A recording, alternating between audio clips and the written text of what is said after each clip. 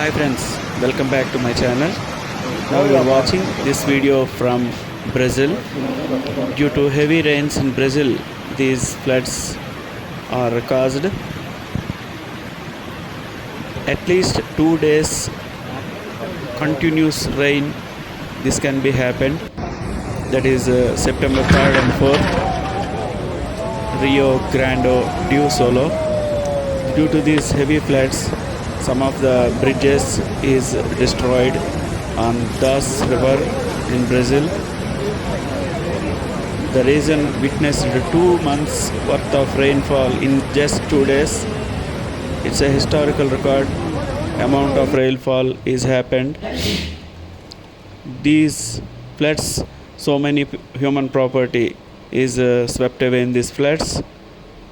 These type of floods are recorded in 1991 and 2020 period in these cities. The rainfall recorded 146 mm per hour. This is a situation in Brazil. Okay friends, thank you for watching this video. Please like, share and subscribe my channel. We'll meet again another world's destroy videos or disaster videos. Thank you for watching.